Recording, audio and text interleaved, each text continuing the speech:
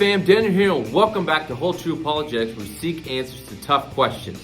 Well, I'm excited to be back with you. We started back last week, digging into this new series. The series is focused on truth.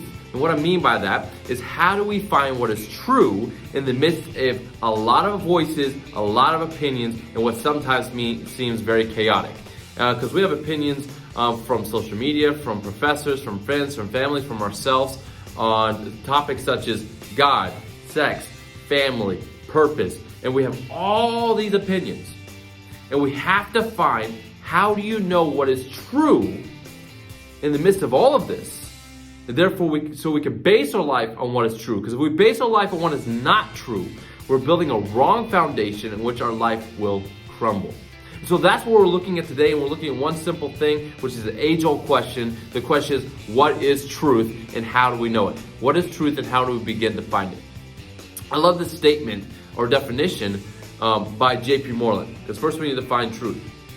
J.P. Moreland states that truth is what corresponds with reality. Truth is what corresponds with reality. So simply put, truth is what lines up with what's really real. All right? What's true is what lines up with what's really real. All right, that's the first thing, we define it. Now we have to look at, okay, how do you begin to find what's true now? We see what it is, how do you begin to find what's true? Well, first, before we begin to find what's true, we got to look at a couple things, all right, that really play into our culture and our world today. And these are two ways people try to define or make truth claims, all right? The first is called subjective truth. Subjective truth is simply put, opinion or preference, all right? It's not based or correspond with ultimate reality. It's just a preference. For example, I like chocolate ice cream. All right? My opinion on chocolate ice cream might be good for me. I like chocolate ice cream, but it's not an ultimate reality. All right? It's not an ultimate truth that everyone needs to line their lives up with. All right? Someone can like vanilla or rocky road or whatever. It's not ultimate truth. So subjective truth is just opinion or preference. There's also objective truth. And objective truth is, simply put, something that is true despite how we feel. All right? It's something that is true that transcends us. It transcends us. It's true no matter your opinion, no matter your feeling. It's based in reality. For example, simple example is this. I own a Kia. All right? That's objectively true. Objectively true. It doesn't matter your opinion on a Kia, your feelings, your emotions, or maybe even a popular opinion on a Kia. None of that matters. The objective truth is that I own a Kia. All right? So objective truth is what is based on something that transcends us, that is other than our feelings, other than our emotions. It's based in what is reality. It's based on what is reality. So you might be asking, well, why does this matter? Why does this matter at all? Well, we need to always base our life on what is reality, not just on what is opinion. And our culture today has become, let's say, basing life on subjective, all right? My opinion, my opinion, my opinion. And we base everything on it, and you gotta agree with my opinion. Well, I think in order to live a right life and a true foundation, we don't live on opinions or preferences. Rather, we should base our life on what is objectively true, what transcends us, what's based in reality.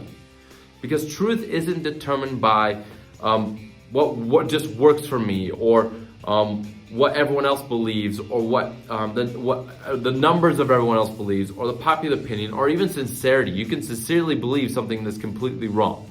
None of that bases or determines reality. And all truth is not equal. All truth claims are not equal in any way. We have to find what is reality. And we see that truth, or objective truth, is based on something that is outside of us.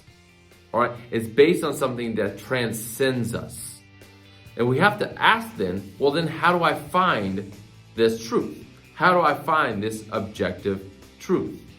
So if we know the truth transcends us, objective truth, what is really reality, transcends us, therefore we have to ask, is there someone or something that is transcendent, meaning something that is beyond us?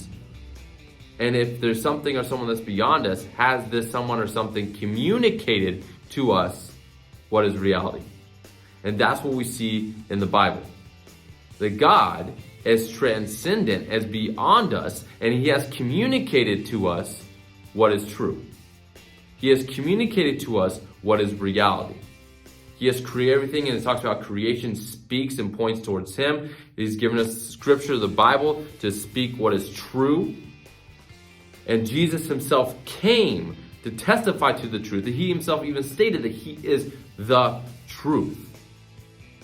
And so we can know what is reality. We can know what is true because God, who is transcendent, that is beyond us, has communicated what is reality and what is truth. The only question is, will we base our life on that and follow Him, or will we not? And if you're not, my question is then what are you basing your life on, and what are you trusting to lead you to what is true in topics such as God, heaven, hell, and sex? See, I trust what God says because God transcends us, and God is the one who's created us, and God is the one who communicates and speaks what is reality. And He states that let every man be a liar, yet God is truth.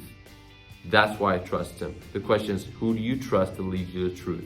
And so this is where we come to it. The reality is there is objective truth that transcends and is beyond us. The question is, what will we trust to teach us and show us what that is? And I'm challenging us to trust the transcendent God, one and only God, who speaks and communicates reality to us. Will we listen? That's my challenge for us. Hope you guys have a good day.